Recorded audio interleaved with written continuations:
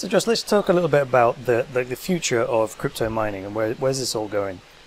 There's some really exciting stuff kind of on the horizon.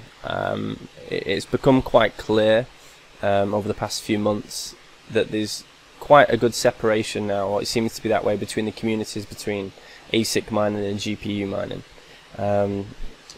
So that said, I think you only have to look at the last kind of kryptonite machine that Bitmain tried to make, and obviously we had the big move away from that with the fork to Kryptonite v7. Kryptonite's a type of mining. It's a type of algorithm that some coins are mined on. So the GPU community kind of said, no thanks, we don't want you kind of over there. So it's a really interesting kind of split that we've now got. So GPU mining is continuing. The community seems to be, quite self-sustained, quite kind of circular. It likes to kind of move in a different direction to the ASIC machines, which is great because there's nothing wrong with having things going in different directions. So there's one crowd that likes the specialized hardware, and one crowd that doesn't like it. Yeah, and I mean generally speaking, the ASIC stuff, there's a lot of advantages under very limited conditions, but generally speaking, they just don't offer the same value propositions to customers. The warranty period, for example, is, with Bitmain, for example, you get a 3-month warranty. So by the time it's come from China and got back again, you effectively don't really have much of a warranty. Or, they are a one-trick pony in that sense. They only mine one algorithm. So they're very, very good at doing one thing. You can't plug in a mouse, a monitor, a keyboard. They inherently have no value once a better version of that machine is released, which sometimes can be quite quickly.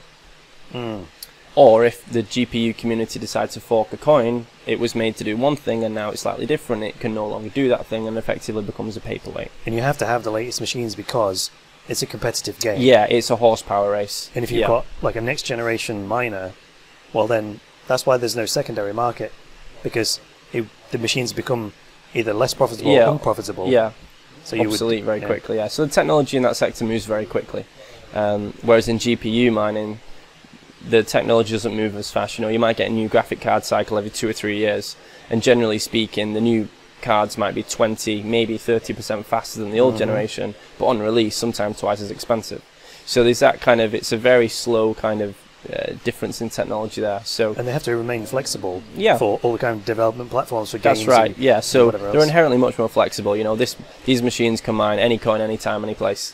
You wouldn't choose to use them on the coins that ASICs use, of course, but you've got 300 or 400 different mineable coins, and that flexibility offers a lot of advantages. So in the future for crypto mining, the future's looking pretty bright. There's a lot of coins now, things such as Raven.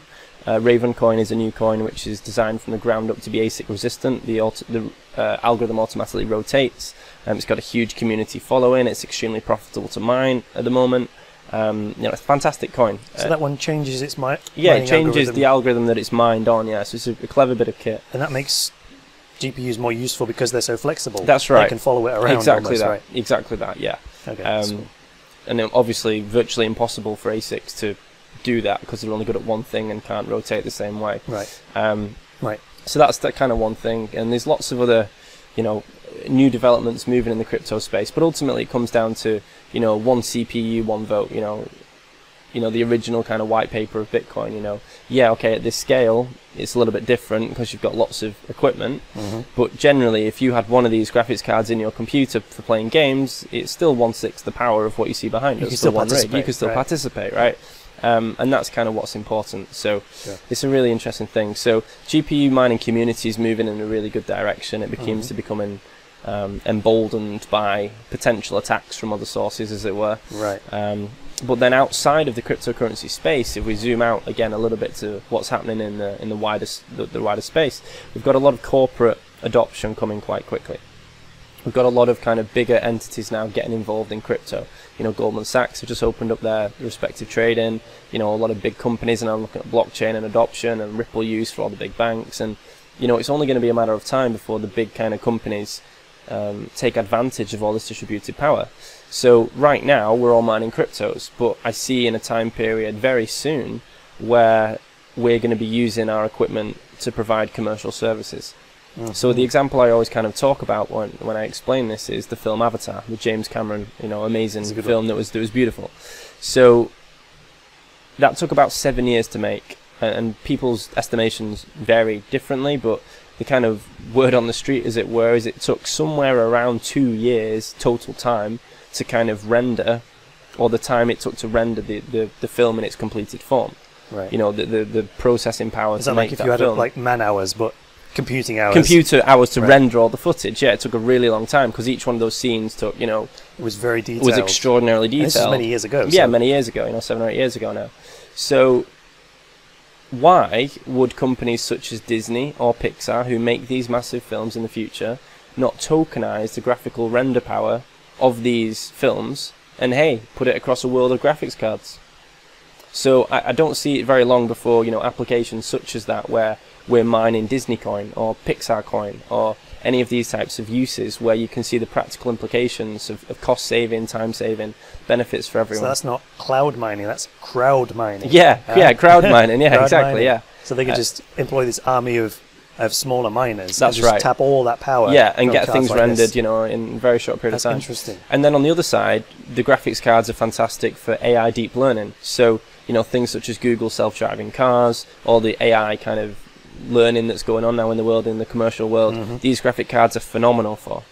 So again, why would that power not be harnessed in a commercial sense and receive, you know, company X token for helping research a certain project? It's interesting. It's part of that sharing economy, like the Airbnbs of the world. That's it, yeah. Airbnb, the Ubers, you know, no one owns anything, and they're the biggest companies now. Right, and a lot of the time it's dormant. Like, have you heard of Churro? No. Churro's like Airbnb but for cars. Right, okay. So if you've got, most cars are sat 90% of the time in a car park or in a driveway, whatever. So you could rent your car out on days, just like Airbnb. The site actually looks almost exactly like it. Right. So it's about having an asset which is underutilized, and you monetize that dead time. So similarly with these things, if you're a gamer and you're not gaming every hour of the day, right, probably maybe a few hours a day, put it to use when it's done. Yeah, mine into right? use, yeah. And it's funny because the big argument that we kind of get is, oh, you know, Josh, you're the guy who's pumping up all the GPU prices, like, it's all your fault, I can't buy a gaming computer. And I'm like, look, guys, I hear you. Like, I'm a big gamer when I get the time, I love it, you know, and yes, it sucks the prices have gone up so much, and tell me about it, because I'm the one buying them, like, I know how much they've gone up, it sucks. But you got to kind of, again, zoom out. It's this kind of small thing that causes the problem. So 2 or 3 years ago, if you bought a top-end graphics card just to play games, you had no idea or no inkling or no desire at that point to ever think that card was ever paying for itself. It was just a graphics card to play games. That you bought your money, you spent your money, you got your service. You got a date. Yeah, that was it. Like, you had no expectation. I want to play really nice looking games, I'll buy this card. Whereas now, fast forward 2 years, yeah, okay, some graphics cards, you know, back in January, you know, were twice the price they should have been. I get that, and it sucks. But in 12 months' time, it will pay for itself. So yes, it's more money up front, but effectively you end up with a free graphics card, right, which will have a 2 or 3 year shelf life easily. So, you know, yeah, the upfront cost is more, but actually there's a lot of hate in the community between miners and gamers, which I somewhat struggle to understand because of this reason. It seems to be a very short-term approach.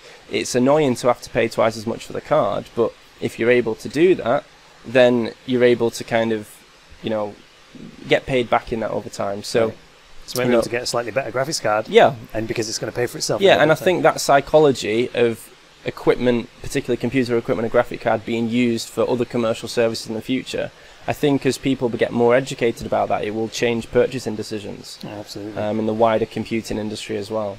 Sweet.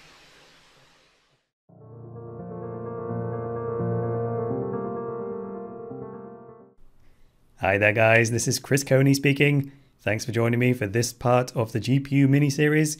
Stay tuned for the next one.